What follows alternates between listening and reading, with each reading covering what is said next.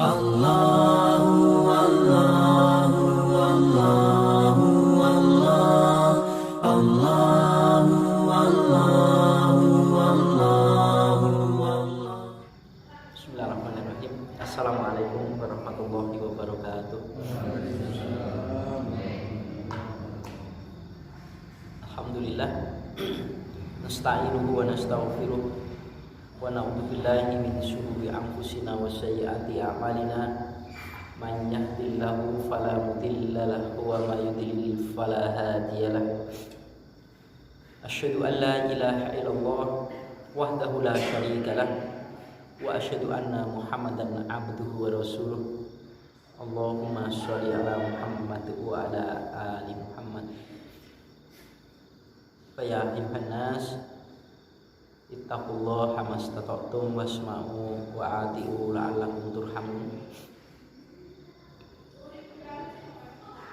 Masih di bab an-nafaqat, bab tentang nafkah.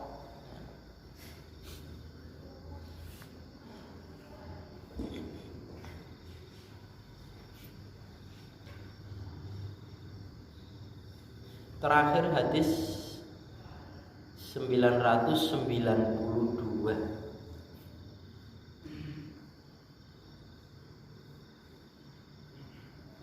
Langsung kita lihat di hadis yang ke 993. Wa an Abi Hurairah radhiyallahu anhu qala Rasulullah sallallahu alaihi wasallam.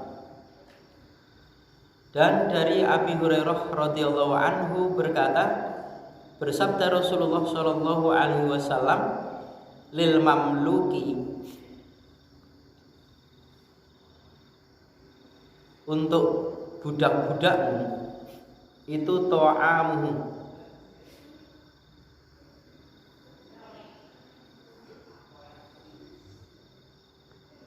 memberi makan padanya, wa kiswatuhu, dan memberi pakaian padanya. Wala tukallafu, dan janganlah dia dibebani, minal amali, dari pekerjaan, illa, kecuali mayutiku, apa-apa yang dia itu mampu. Rawahu Muslimun, meriwayatkan hadis ini Imam Muslim. Bahkan orang yang mempunyai budak itu diperintahkan untuk ditanggung juga soal makannya juga, soal pakaiannya juga. Bahkan tidak boleh dipekerjakan yang tidak manusiawi istilahnya, ya. Diberikan satu bebanan yang berat, sanggup tapi berat, betul tidak sanggup tapi memaksakan diri untuk menyanggupkan satu pekerjaan yang diberikan oleh tuannya, yang dibebankan dari tuannya. Lah mestinya seorang tuan itu bisa mengukur kemampuan budaknya, ya. Jangankan kalau sampai istrinya, sampai ke anaknya, gitu ya, saudara-saudaranya mungkin itu. Soal kepada budaknya yang tidak ada hubungan apapun dengan dia, bahkan budak ini disetarakan dengan barang, bisa dijual belikan. Kalau sudah tidak cocok ya juga dijual, ya. Dijual budak. Ini masih, tuan ini masih disuruhkan oleh Rasulullah SAW untuk diperhatikan soal makannya. Apalagi pembantu, gitu ya. Pembantu itu bukan budak. Bagaimana juga soal pakaiannya, gitu. Kalau orang tua kepada anak kan minta tidak minta, soal anak ini kan diperhatikan oleh orang tua. Pakaian tidak perlu minta, orang tua sudah ngerti kalau pakaian anaknya ini sudah tidak pantas dipakai, gitu ya. Bahkan kalau sekarang udah sama teman-teman saja pakaiannya kurang model itu saja sudah dibelikan dan lain sebagainya ini. Soal makan juga begitu. Ya, soal makan diperhatikan orang tua kepada anak. Kepada anak. Kemudian bagaimana dengan budak ini? Nah, budak pun juga harus tahu ya, harus bagi ini sekarang kan daerah budak masalahnya ini ya. Harus diperhatikan soal makan dan pakaiannya.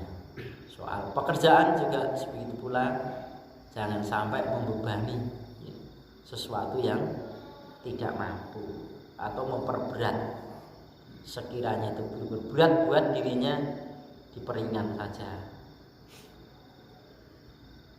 994 wa an Hakim bin Muawiyah, dan dari Hakim bin Muawiyah al-Qushairi an abihi radhiyallahu anhuma, dari bapaknya radhiyallahu anhuma qala berkata, qultu aku berkata, ya Rasulullah, wahai Rasulullah,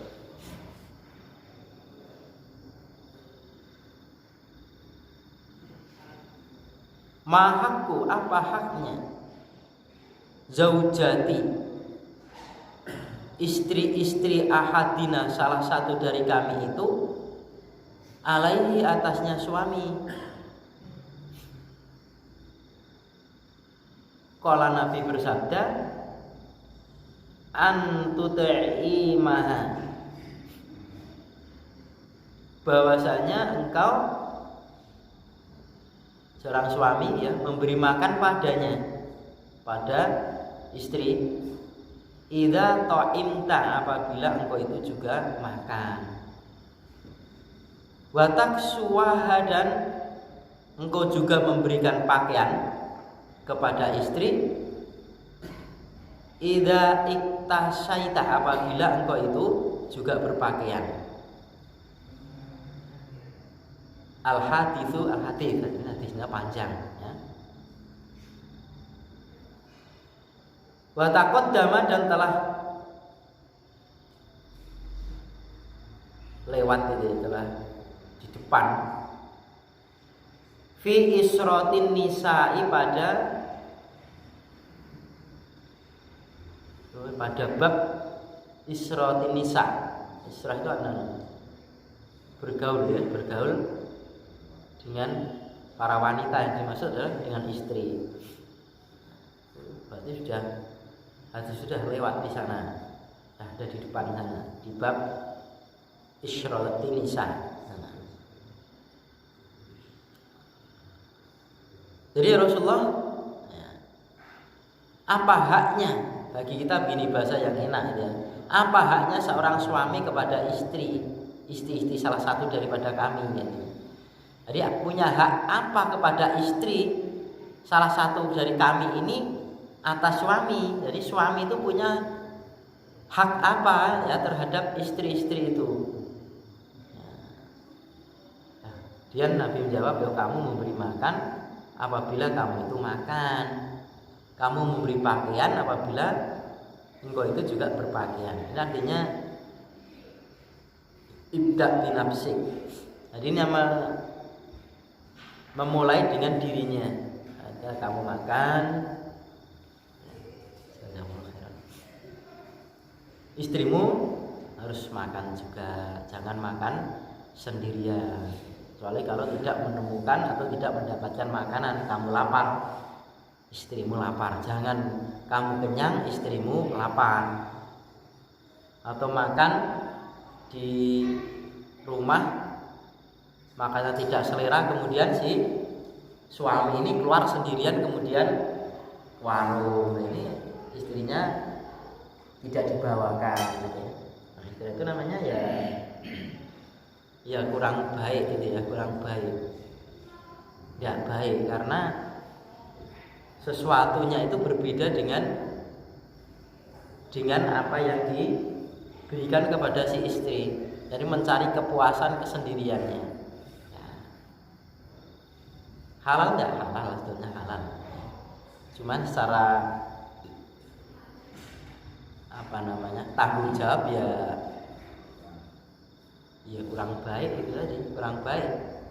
Masa kalau untuk istrinya dan anaknya apa adanya, kemudian dirinya sendiri cari yang istimewa? Jangan. Ini kalau haknya sih, kalau suami itu bertanggung jawab kepada anak dan istrinya. Ini di bab-bab seorang suami terhadap istri. Jadi kamu makan, istrimu harus makan juga. Kamu berpakaian, istrimu harus berpakaian juga. Dan ini merupakan salah satu tanggung jawab. Jangan sampai tanggung jawab ini, beban-beban ini, intinya seorang suami ini adanya ngeluh, ya. Jangan.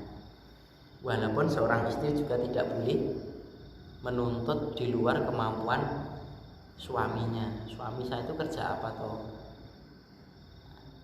Harus tahu kemampuan, bisa terukur, sehingga tidak menjadikan sesuatu itu melanggar, ya, jadikan melanggar. Adanya pelanggaran kan begitu, dituntut oleh keluarganya, kemudian apa yang dia lakukan itu adalah mendapatkan satu keuntungan yang pas-pasan, kemudian dituntut dengan yang lebih daripada itu, akhirnya kan utang. Ada utang sesuatu yang tidak pokok, dibuat satu yang yang serba mewah, padahal bukan ukuran dia, akhirnya membengkak. Bahkan ada beberapa orang, dan ini cerita, bukan hanya cerita atau dongeng, kan memang ada kenyataan. Dan istrinya punya utang, suaminya tidak tahu, ngerti-ngerti ditagih, gitu. Akhirnya apa terjadi? Perceraian. Dan tidak 100-200 tapi berjuta-juta, sekian juta, puluhan juta itu. Ini tidak baik. Nah, seperti itu. Maka kalau semua itu paham dengan agama ini, tidak akan terjadi seperti itu. Tidak akan terjadi seperti itu. Apalagi seorang istri membeli segala sesuatu bukan duitnya, gitu ya, apalagi utang. Wah, sudah sampai suaminya tidak tahu, ngerti-ngerti ditagih. Masya Allah. 995 wa an Jabirin radhiyallahu anhu an-Nabi sallallahu alaihi wasallam fi hadisil haji, pada hadis tentang haji, ditulihi dengan panjangnya. Panjangnya hadis di tentang haji itu, hadisnya panjang. Qala fi dzikrin nisa'i, qala berkata fi dzikrin nisa'i, pada penyebutan para perempuan, para istri, walahunna, dan bagi mereka para nisa tadi, alaikum, atas kalian itu, rizquhunna, ya, memberi rezeki kepadanya, wa kiswatuhunna, dan memberikan pakaian kepadanya, bil ma'rufi, dengan jalan ma'ruf. Akhrajahu Muslimun. Jadi hanya tidak sekedar memberikan rezeki atau tidak sekedar memberikan pakaian dan lain sebagainya, tapi tidak jalan yang ma'ruf, halal secara zat maupun halal secara cara. Beras kan halal secara zat, tapi kalau mencuri kan jadi tidak halal. Mencuri daging halal, daging sapi, ya. Tapi kalau nyuri kan jadi tidak halal. Secara zatnya halal, tapi karena mengambilnya dengan cara haram maka menjadi haram. Maka bagi seorang suami wajib bagi dia kepada si istri itu memberikan rezeki ataupun memberikan pakaian dengan jalan ma'ruf. Baik.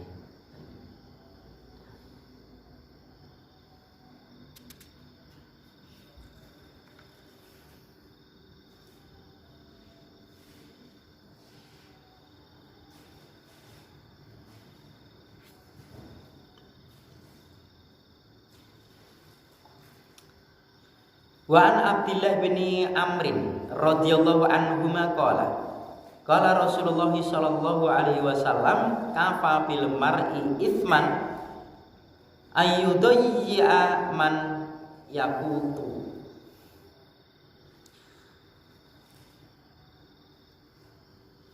Rasulullah sallallahu alaihi wasallam kafa bil mar'i, ya, cukuplah pada seseorang itu isman, dosa. Ayudayya, jika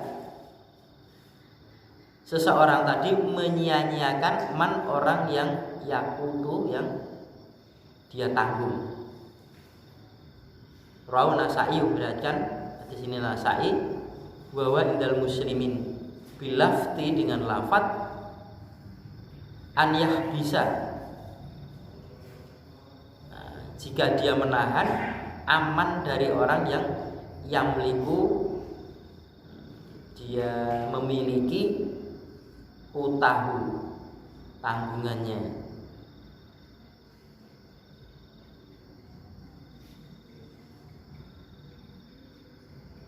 Cukup dosa buat dia itu, seseorang itu jika dia itu menyia-nyiakan orang yang dia tanggung, artinya tidak diurusi, itu namanya menyia-nyiakan. Tidak diurusi, padahal tanggungan dia, ya, termasuk anak, istri, ya, itu kan orang tua, tanggungan kita, apalagi orang tua yang sudah tidak bisa berbuat apa-apa, ya, sakit-sakitan atau mungkin sudah karena termakan usia, ya sudah menjadi tanggungan, apalagi anak laki-laki tanggung, ya. Maka dalam hal pemberian nafkah kepada keluarga, kemudian ada juga pemberian kepada orang tua ini, ya, ada kalanya kita perlihatkan kepada istri kita, ada kalanya juga tidak diperlihatkan kepada istri kita. Jadi tidak ada rasa kecurigaan pada istri itu kok. Duit entek-enteknya dia gaji ini semono kok, gaji untungnya sekian kok, diberikan sekian, berarti celengannya akeh. Harus tahu, oh diberikan kepada orang tuanya yang tanggung. Jadi itu punya teman itu usaha di toko lontong. Jadi dia menyisihkan duit itu, setiap bulan itu dia mengeluarkan hasilnya itu dikeluarkan sebagai untuk anak-anak yatim, yatim. Jadi sudah pesan sama sama karyawannya itu, sama yang ngurusi duit itu, pokoknya mendapatkan sekian harus potong sekian, mendapatkan sekian potong sekian. Di tempatnya dibikinkan kotak. Jadi setiap bulan kotak itu dibuka, kemudian diserahkan kepada anak-anak yatim, gitu ya. Terkontrol betul seperti itu. Ada juga yang macam itu. Tapi ya jangan lupa niatan untuk akhirat atau urusan dunia. Ada juga loh orang itu beramal tapi urusannya urusan dunia, akhiratnya justru tidak diniatkan. Ya, pokoknya sedekah biar sehat, sedekah biar tambah rezeki, betul ini janji. Tapi kalau niatannya hanya sekedar itu kan ya cuma sholat duha biar bisa menutup kebutuhan katanya, biar kaya kan. Insyaallah Senin Kemis juga ya, niatan itu niatan dunia. Padahal itu soal ibadah itu adalah tujuannya untuk akhirat sana. Kan jadi salah kan.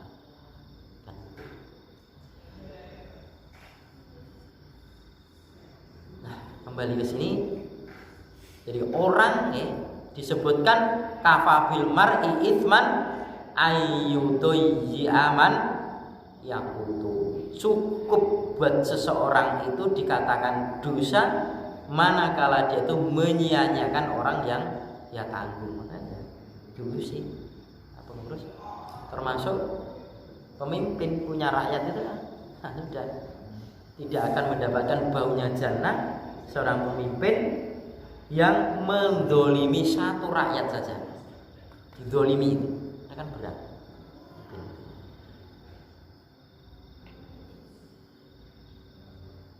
Dia diserai seorang rakyat walaupun satu ataupun dua harus diurusi. Namanya rakyat diurusi. Bagaimana ajaan-ajaan dia untuk takwa kepada Allah, diurusi soal makannya bagaimana ya. Nah, keluarganya bagaimana kan harus ngerti. Kayak Umar radhiyallahu anhu itu sekemampuan dia itu kan keliling ketika menjadi Amirul Mukminin, mendengarkan bagaimana rakyatnya. Saya sudah kenyang, sudahkah rakyat saya kenyang? Itu Umar. Masya Allah. Kemudian di riwayat Imam Muslim itu dijelaskan ada perbedaan di matan hadisnya ya. Kalau di Imam Muslim itu adalah dengan kalimat ayah bisa ya. Dia menahan, artinya menahan aman orang yang yaliku tahu. Dia memiliki tanggungannya. Ada tanggungan dia tapi ditahan. Artinya dia mampu memberikan tapi dia tahan. Nah, jangankan kok seperti itu. Ya. Seorang bos gitu ya. Kemudian disadaqahkan oleh Nabi memberikan satu bayaran sebelum keringatnya itu tuntas. Tak derenge atus keringetnya. Itu maksudnya segera dia selesai, segera bayar. Jangan sampai seseorang itu meminta pekerjaan diselesaikan, setelah selesai tidak diberi upah. Padahal perjanjiannya upah diupahi. Sehingga sampai wah masuk terjadi banyak seperti itu. Gawane rampung sih diupahani ya. Ada urusan. Tidak akan terjadi bagi seorang muslim seperti itu.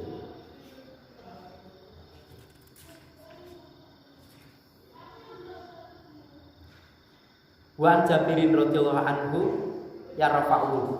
Ya. Mengangkatnya artinya ya memarfukan hadis ini.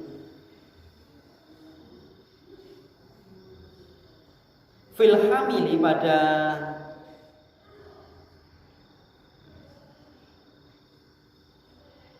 perempuan yang hamil yang al-mutawaffah yang telah wafat anha darinya, dari perempuan hamil tadi, zaujuha suaminya. Qala bersabda Nabi, la nafaqata laha, tidak ada nafaqah laha buatnya.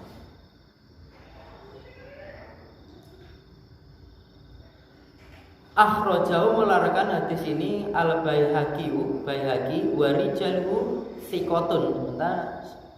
Rijal-rijalnya sanad pembawa hadis ini adalah thiqat, kuat.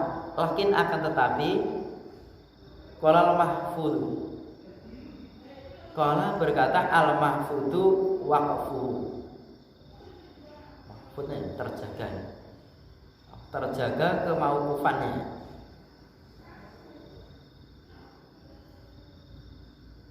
Wasabata dan tetap nafyu peniadaan anafakoti nafaqah fil hadisi pada hadisnya Fatimah binti Qaisin, pada hadisnya Fatimah anak perempuannya Qais, kama taqaddama sebagaimana yang telah terdahulu. Sudah lewat di depan. Rawahu Muslimun, meriwayatkan hadis ini Imam Muslim.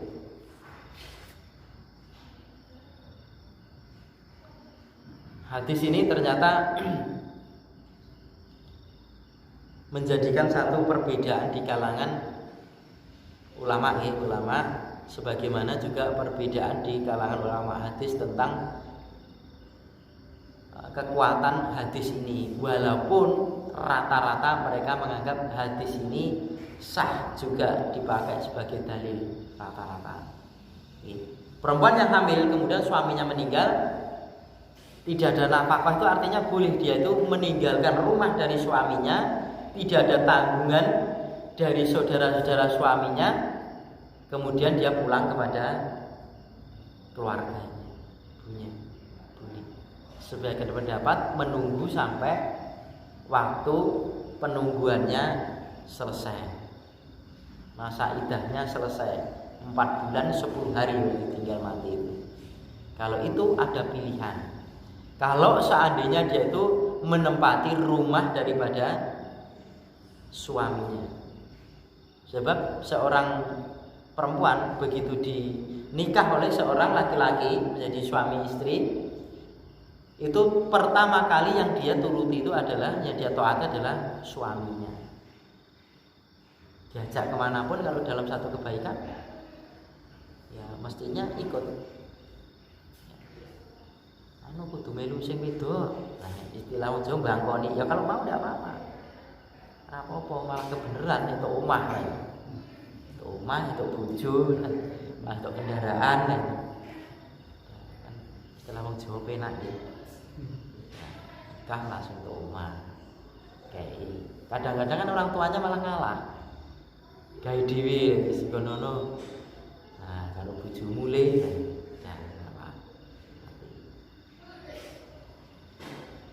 suaminya meninggal, tidak ada nafkah, berarti itu akhirnya tidak ada tanggungan daripada saudara-saudara suaminya tadi. Boleh dia pulang. Sebagian berpendapat menunggu sampai masa iddahnya dulu. Lah kalau rumah itu rumah si perempuan, ya dia rumahnya sendiri. Kalau rumahnya itu patungan, ya diselesaikan dulu, duitnya dibangun kilo, hitung-hitung aja. Anu wae wis bojomu ninggal, wis biyen omah iki harga 100 juta, duitmu 75 juta, terus suamimu lah duitnya 20 juta, ya gajok ngono wae. Kita duwe itu kan bisa saja. Atau sih dimusyawarahkan dengan cara yang baik, bagaimana? Akhirnya kan dihitung dengan harta waris juga nanti. Arahnya kemana? Kalau punya anak nih, bab warisan itu di Jawa Timur itu, Mantingan di mana? Sekarang pun seito gitu. Ada satu kiai dari saudara kita di Nahdi itu luar biasa. Kata itu soal masalah warisan itu pinter. Sebagian orang di wilayah Islam sana mengirim bukan puluhan santrinya, lebih dari 10 itu. Saya belajar sama dia tentang soal hal waris, dan tidak 1 bulan sampai tahunan ya selesai. Ada yang selesai pulang itu disuruh ngajarkan, pulang kembali lagi, disuruh kembali lagi ada sekarang sudah situ. Di mana? Kok di Jawa Timur? Lupa. Nah, cara orang-orang zaman dahulu itu cara menuntut ilmu kan begitu, maka tuntas. Ini ulama ini ahli warisan, belajar dia sampai selesai ya. Ini tentang tentang akidah ya, belajar sampai selesainya tuntas. Dulu cara menuntut ilmunya seperti itu. Maka terjadi sekarang kan terjadi kesalahan di kalangan orang-orang tua dibagi ketika dia hidup. Ketika meninggal udah hartanya warisan tidak ada, entek. Padahal yang namanya harta waris itu ya ketika sudah meninggal belum meninggal diwaris lah, itu namanya pemberian ya. Maka kalau pemberian itu jangan sampai melebihi sepertiga harta yang ada. Pemberian ya boleh. Pemberian pilih-pilih saja. Kalau anaknya dikasih ya lainnya juga dikasih. Jangan anak pertama dikasih, kedua tidak, jangan. Ini sudah menjadi umum. Kalau sekarang itu sudah orang tua membagi hartanya ketika dia masih hidup. Terus entek, sudah habis. Ketika meninggal sudah harta warisnya sudah tidak ada. Meskinya tidak sampai dihabiskan seperti itu. Dan kalau harta waris itu banyak itu ya jadi ruwet nih ya. Apalagi wujudnya itu toko ya, atau wujudnya itu pabrik punya perusahaan dan apa itu ngedumi pun masya Allah. Nah, kita sedih anaknya loro lalu sedih apa omah siji kemudian punya tanah satu lah sudah enak. Kalau orang tani kan ngoten gini bab duit apa sih itu nggak ada duit. Sapi ini loro lah saja lebih enak gitu. Tapi bagi seseorang yang meninggal dunia itu pertama kali yaitu diselesaikan urusan mayat itu, terus kemudian hutangnya juga diselesaikan dulu. Barangkali duitnya akeh, hutangnya juga akeh. Sehingga anak-anak ini harus tahu hutangnya belum diselesaikan, orang tuanya punya hutang sudah dibagi. Ada sebagian warisan itu warisan hutang. Hutangnya ternyata harta bendanya ini menutup untuk hutangnya tidak ketutup. Nah sudah, iya ini mas, nah sudah dihitung hutangnya bapak. Nah sudah, dum-duman warisan hutang. Jadi ada yang kagum ya sudah tidak menjadi soal. Maka bapak-bapak sekalian ya, ikhwan fillah, hendaklah kita juga berhati-hati soal makisah ini. Jangan sampai kita ini urusan mencari makan, padahal tujuan kita ini untuk makan tuh biar hidup dan hidup untuk ibadah. Orang kalau sudah mati pun, coba bayangkan saudara-saudara kita sudah siap-siap, masih berapa tahun sudah siap-siap ingin menggantikan, ya betulnya tidak salah. Jadi jalan kebenaran tidak salah. Tapi ya urusan-urusan yang kita itu akan menempati di akhirat sana juga siap-siap mulai sekarang. Sing diharapne nopo? Nggih. Wong umpama kula niki sakniki sedo ngoten, 1 jam namaku sudah hilang. Pak Parman sedo di rumah sakit. Pak Parman teko, enggak mungkin orang bilang gitu. Jenazahnya pendugi, paling ngoten. Namanya di jenazah. Orang kok Pak Parman wis teko urung. Oh, enggak mungkin, paling yang besok mayit teko urung. Namanya ganti hilang. Apa meneh mung titel pangkat jabat, namanya saja hilang. Orang datang ya temennya juga, konco akrab tinggal jenazahnya yang dihilang, nggak mungkin menanyakan namanya. Jenazahnya yang dihilang itu sudah namanya langsung hilang. Apa yang diharapkan dengan kita ini? Boleh kita semuanya ini memikirkan sesuatu yang pasti terjadi, bukan jari ini. Wong ki jari ini mati kok jari ini pasti. Kita bukan kematiannya kok, bukan kematiannya, tetapi menghadapi kematian kemudian hidup setelah kematian ini. Kita rela mengorbankan waktu, tenaga, harta benda itu kan karena masalah itu. Nah, maka urusan makisah ini jangan sampai kita larut-larut sehingga meninggalkan sesuatu pokok kita. Nah betul. Tidak apa-apa lebar-lebar apa-apa tapi ibadah. Jangan sampai nggih alhaqum takatsur niku. Bendina mengusiki untunge iki nggih blonjo sesuk, iki untunge sing nggih blonjo sesuk, iki untunge nggih blonjo sesuk. Lah nggih sedekah mana? Kan tidak ada. Begitu terus. Tidak sempat dia itu memikirkan soal sedekah, apalagi soal zakat malnya. Masya Allah, lebih banyak lebih hemat. Dan lebih banyak lebih hemat. Mungkin ini yang saya sampaikan untuk malam hari ini. Aku boleh baca astagfirullah. Assalamualaikum warahmatullahi wabarakatuh.